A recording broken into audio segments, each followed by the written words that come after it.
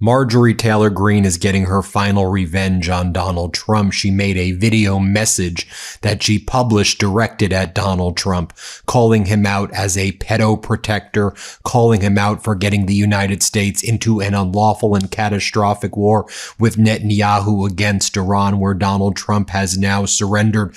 Let me show you what Marjorie Taylor Greene just posted. She calls Donald Trump out for being a pedo protector in this video message directed at Donald Trump. Let's play it. Because you only get called a traitor if you go against him on the Epstein files. Because really, they are all totally okay with rapists and pedophiles. She then mocked Donald Trump for starting what he called a board of peace, only to start unlawful and catastrophic wars with Netanyahu that Donald Trump has now surrendered in. Here, play this clip. All of this would never be possible without the peace president, whom established the Board of Peace and appointed himself the head of the board without term limits right before he waged the Iran war that is not a war. Now that he is on the verge of securing peace for the 40th time after defeating Iran dozens of times, he must be awarded the Nobel Peace Prize. His MAGA influencers will demand it. And of course, special mention must be made for our greatest ally who never wants peace, continues bombing children daily, and is furious that there is now almost a peace deal. Thankfully, their fury at Trump's audacity to almost make peace is being made known to the American people by their highly funded and most loyal foreign agents. Supporters and paid social media personalities and Fox News host. More from Marjorie Taylor Greene here, saying, congratulations, you've now lost the war. You got the United States into this catastrophic and unlawful war with Netanyahu, and now you want to gloat and you want us to commend you? Well, we're not going to do that, as you've destroyed the lives of so many Americans. Take a listen to this video message from Marjorie Taylor Greene. Let's play this clip. In conclusion, congratulations to all for almost achieving peace to the war that is not a war, spending hundreds of billions of U.S. tax dollars again for another foreign war after we voted no. Special mention goes to the real insiders who have gamed the market with massive profits from inside information, and shout out to the friends and family landing those highly coveted government contracts. This, apparently, is what winning looks like. She also calls out Donald Trump for this reckless, idiotic, stupid war that the United States got in with Netanyahu. Here, play this clip. It's been incredible that we beat Iran dozens of times and nearly made peace almost 40 times. It's only cost upwards of $50 billion, probably more, part of which was spent bombing a children's school, by the way.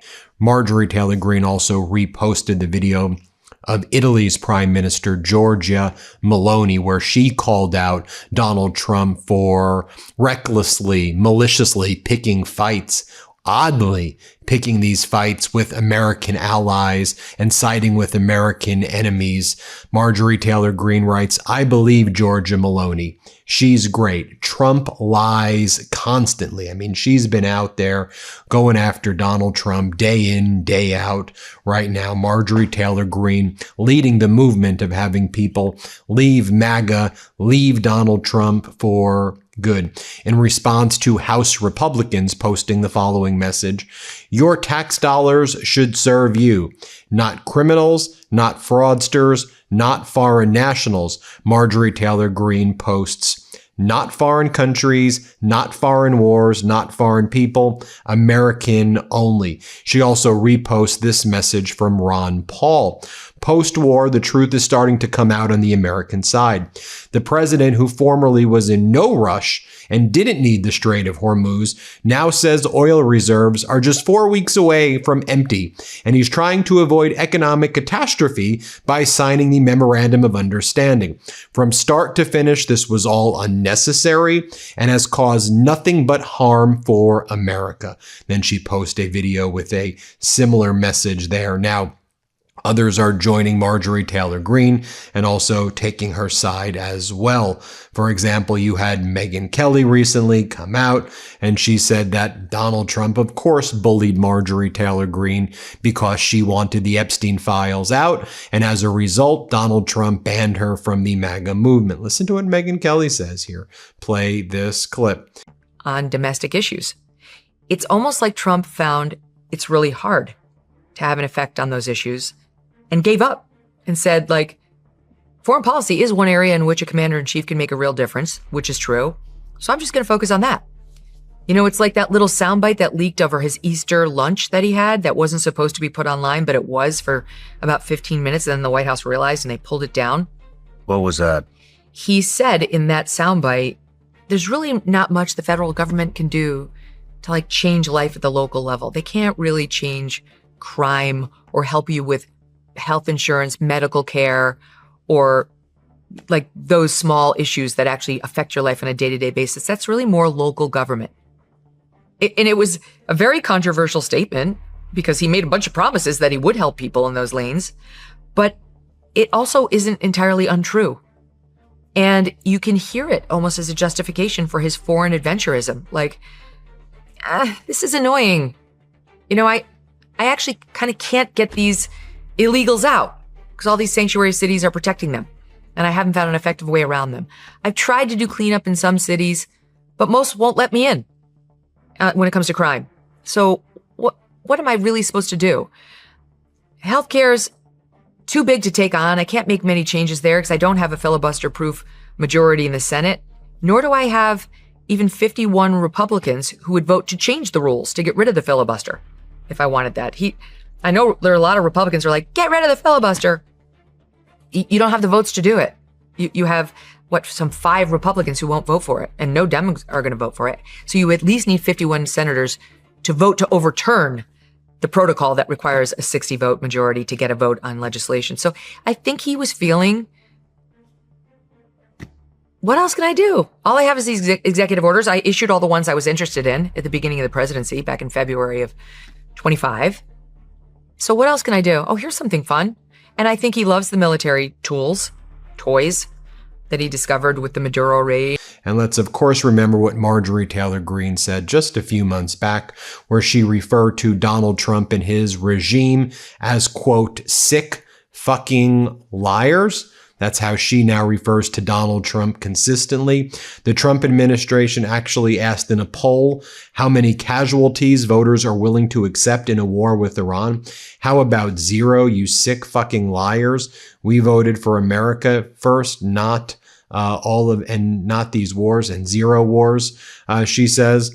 Also, she went on News Nation and she said that Americans are tired of endless wars, empty promises, and Washington propaganda. Here's what she said here. Play this clip.